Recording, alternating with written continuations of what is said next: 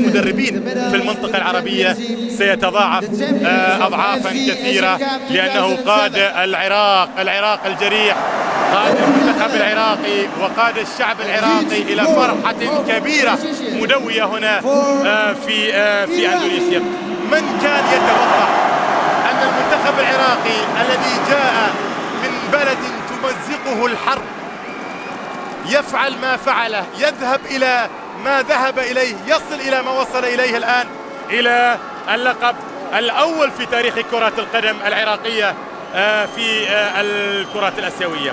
لاعبو المنتخب العراقي هنا علي رحيمة، وهنا أيضا اللاعب مهدي كريم، ولدينا اللاعب المقاتل باسم عباس، ولدينا اللاعب الآخر أيضا الذي لم يشترك في مباراة اليوم صالح سدير، ولدينا جاسم محمد، ولدينا اللاعب العراقي الآخر أيضا هيثم خادم.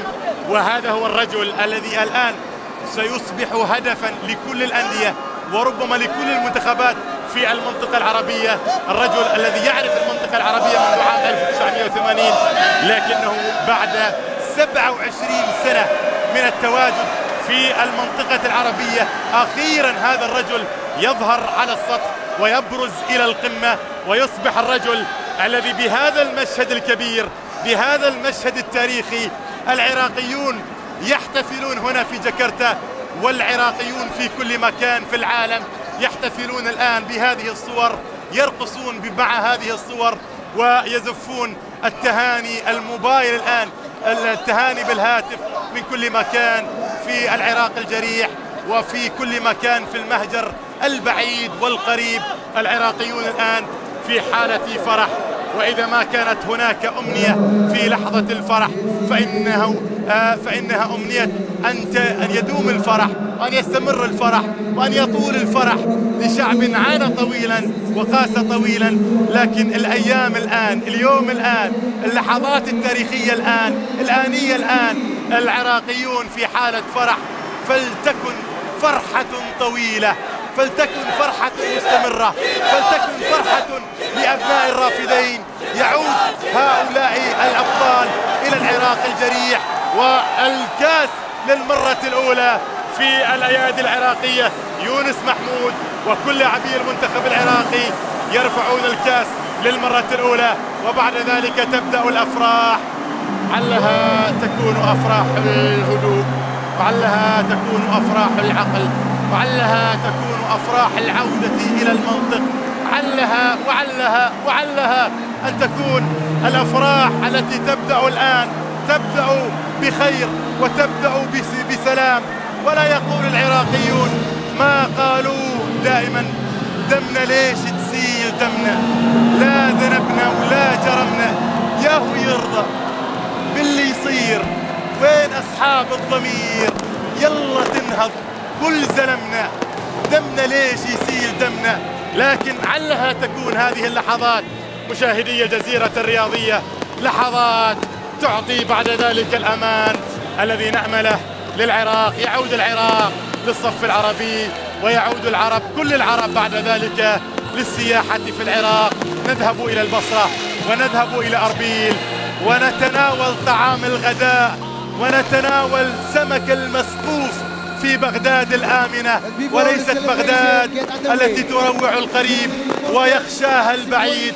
مشاهدي الجزيرة الرياضية، يا لها من لحظات اليوم، لحظات غاية في الروعة، لحظات لا توصف لكنها تشاهد. فالاحتفالات تبدأ هنا بالألعاب النارية، لكن الألعاب النارية في كل مكان في العراق. طلقات الرصاص تنتشر، والأطفال يخرجون، والأمهات تزغرط زغروطة الفرح في كل شارع، في كل بيت في العراق الجريح. علها مرة أخرى أن تكون فرحة الخير وفرحة الهدوء للعراق الذي عانى كثيرا وقاس كثيرا، وما آن له الآن أن يرتاح في هذا اليوم الكبير. مشاهدي الجزيرة الرياضية في كل مكان، أرجو أن تكونوا قد استمتعتم باليوم النهائي. التهنئة للعراق، والتهنئة أيضا للمنتخب السعودي الذي كان كبيرا في المباريات الكبيرة وكان كبيرا في المناسبات الكبيرة. وبالتالي الأفراح تبدأ هنا لكنها ستستمر في كل مكان على الجزيرة الرياضية، وبعد ذلك في كل مكان في العراق وفي كل مكان.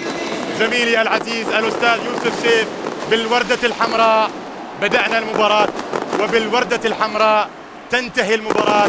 التهنئة للعراق، التهنئة للمملكة العربية السعودية، التهنئة أيضا لقطر على استضافة بطولة 2011، التهنئة لكل العرب، فقد كانت بطولة عربية بكل ما تحمله الكلمة من معنى، من كابينات المعلقين إلى استوديو التحليل للزميل يوسف سيف.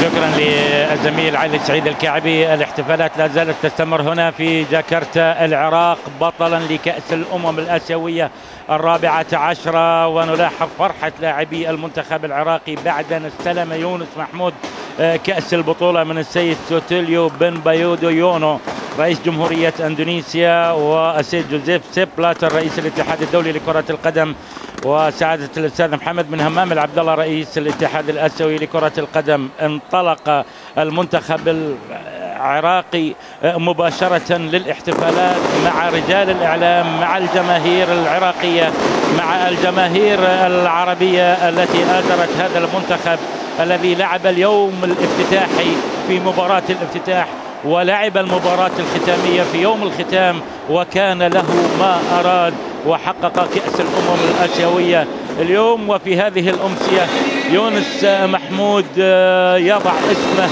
من ضمن الكبار العرب في قارة الأمم الآسيوية مع الكابتن سعد الحوطي الذي حمل كأس الأمم الآسيوية كأول قائد عربي، تبعه صالح النعيمة ويوسف ثنيان. يونس محمود اليوم مع هذه الكوكبة من النجوم. كان ياسر القحطاني يمني النفس، ولكنها يا ياسر لم تذهب بعيدا، ذهبت إلى شقيقك العراقي، إلى جارك العراقي، والمنتخب العراقي يفوز بالتالي بكأس الأمم الآسيوية 14. مشاهد جميلة، مشاهد معبرة الحقيقة باحتفالات المنتخب العراقي بهذا اللقب. سعد، يعني أعتقد أنها لحظات واحتفالات وألعاب نارية جميلة. لا يمكن أنك تتكلم عن المشاعر جياشة، المشاعر لا يمكن أحد يسيطر عليها. فوز مستحق للمنتخب العراقي، فوز بأداء جبار، فوز بتدرج بالمباريات، بفوز على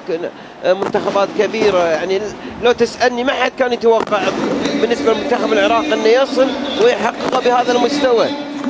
اعتقد كان طاغي على يعني كل الكلام اللي انقال عن البداية، عن عدم الاستقرار وعن الأمور كثيرة، لكن هناك ناس وحيدين هم اللي عارفين بيفوزون. اللاعبين باعتقادي، بإصرارهم، بالتزامهم، بروحهم، بعطائهم، بقتالهم، بأمور كثيرة قدروا يوصلوا مباراة النهائي ويحققوا الفوز. وصل المنتخب السعودي معاه، قلنا ما في خاسر ولا فائز، لكن المنتخب العراقي قدر نحقق أمنية كبيرة للشعب العراقي، قدرنا يحقق اليوم فوز كبير نراه طبعا من خلال